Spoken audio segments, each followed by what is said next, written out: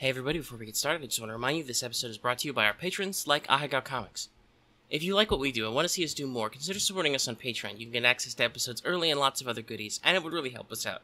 Thanks for your support, everyone.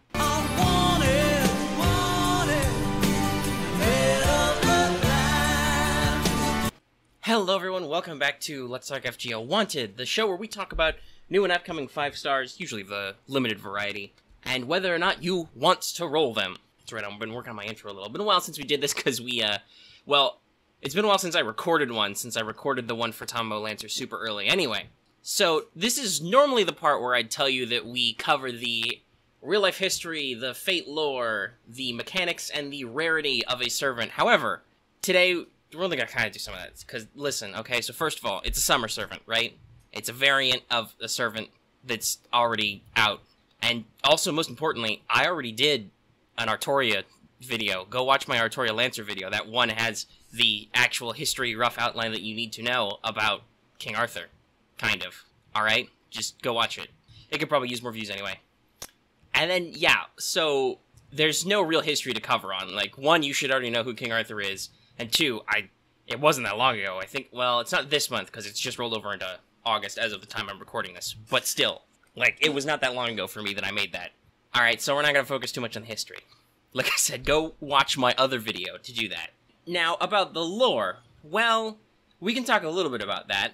You've been playing the summer event already. This is kind of interesting in that there's 2 parts to the summer event, so Artoria Archer, the Swimsuit Artoria's banner didn't start, or won't start until, because obviously it's in the future, and it should still be in the future by the time this video is released. It won't start until the second part of the event, so you've already hopefully played the entirety of the first part of the event, and been introduced to Swimsuit Artoria's character, right? So, I really shouldn't have to explain the lore of this character to you. You should know it already. But to recap, basically you end up on a desert island, and Skahak does rune shit, and now everybody's in bikinis. And it also seems to have lightened up some of our characters, so, you know, Artoria's normal serious nature is a little bit relaxed to focus more on her more playful instincts to, like, you know, have beach fun, and also eat. Lots of eating. Though she's still pretty stoic and stuff compared to her normally. And so on. I mean, there's not really much else to do. Hey, you want to know more? Go watch, is it episode 9 of Cooking with Emmia Family? I think it was 9. Sorry, they released them with such a gap, I have a hard time telling. I'm pretty sure it was last month's episode at 9, which was the water park episode.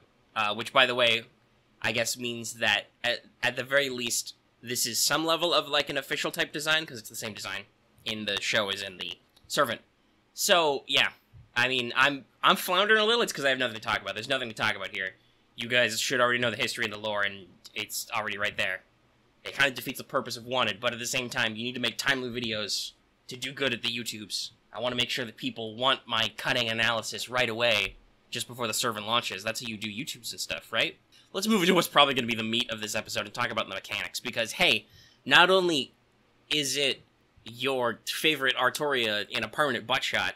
So much butts, thanks, Takeuchi. But, hey, she's real good.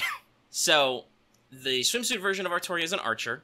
She's got the normal sort of attack and HP spread for Artoria, like higher on the HP, but a decent enough attack that it'll last. And you'll see, especially with some of her later skills, you can really get a lot of mileage out of that HP, and her attack in of itself isn't bad because you can bump that a little bit and do some stuff with. Pretty normal stats for an archer. You know, got the higher star absorb, got okay star generation, got a decent NP gen for her hit counts, which are great. Quick arts buster deck, all of which have several hit counts, so you can generate a few stars. Not super great because obviously she's an archer, but definitely your NP gain will be pretty good, and you'll have in general good hit counts for stuff. NP is Excalibur Vivian, which is a single target arts noble phantasm, which has a buttload of hits. So you can do the famous NP Arts combo, which has a 70% chance to reduce enemy NP gauge by 1, and then has a overcharge effect to charge your NP gauge because it's Excalibur. So basically, combine that with normally we talk about the passives at the end, but we should very importantly note that Artoria Archer has Territory Creation A, right? So she already has a 10% arts boost on all her arts cards. She actually has an okay NP charge gain on attack. She has the hit counts and the cards to use it. Then she's got an Arts NP with lots of hits, which also, just at minimum, always gives her 20% refund. she's gonna use her NP a lot, guys. So, since it's a single target, that makes her an ideal boss killer for Lancers, because, not Lancers, Sabers, because you can spam it. Also, I just want to say, if you ever get the class triangle mixed up, guys, don't feel bad. It happens all the time. There's a lot of classes. Sometimes it's hard to remember which way that triangle goes. So yeah, so Saber bosses, which are not uncommon, she can spam her NP a lot at bare minimum. That's just looking at her card set, one of her passives, and her NP. Let's talk about her actual skills now. So her first skill is Summer Splash, which increases your art's effectiveness for 3 turns up to 30%, pretty normal, and then increases all allies' defense for 3 turns up to 20%. So pretty standard self-card buff, and then team-wide stat buff. It'll help fortify your allies, it'll help her with her large HP pool. Also, maybe if you've brought some more fragile supporters along, it'll help that. And then there's another up to 30% arts effectiveness on those great arts cards she has already. It's your NP steroid, which leads into your more NP spam, and blah blah blah. It's just great. It's a great skill to have. Now, our second skill is Protection of the Beach House EX. This recovers your own HP up to 5k, but it uses 10% of your NP gauge, with a minimum cooldown of 4. So, at first you might think, gee, I really don't want to use up my NP gauge like that. But remember, she's got 10% passive arts boost, she's got 2 arts cards, she's got an arts NP, all of which have great hits, she's got an arts booster skill. Alright, you are going to be able to get that charge. You want to be careful about when you use it, though obviously if you've got like 110%, feel free to pop it and get your health back. And you get a lot of health back. You basically get a third of her HP back at max level every 4 turns.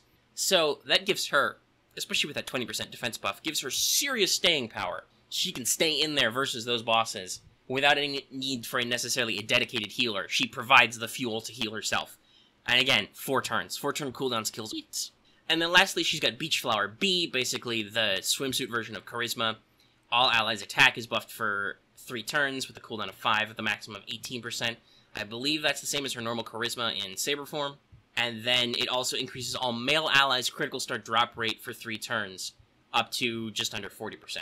So not the best out of that possible skill, but really it's great. So it supplements her own attack, which is good. It supplements your team's attack, actually, which is pretty good, especially, like I said, if you've got weaker supporters. But if you have a male, like, crit star generator in there, like, Kataro's a good one. And we've talked about this with, Tomo Lancer. Basically, anybody who fits the role of a star generator who is male in that slot complements her perfectly to get in there, because archers have decent star weight. They don't necessarily generate the best stars on their own, so there's that. Now, let's talk about her passive skills. So, she's still got Magic Resistance A, which gives her 20% extra debuff resist. Great.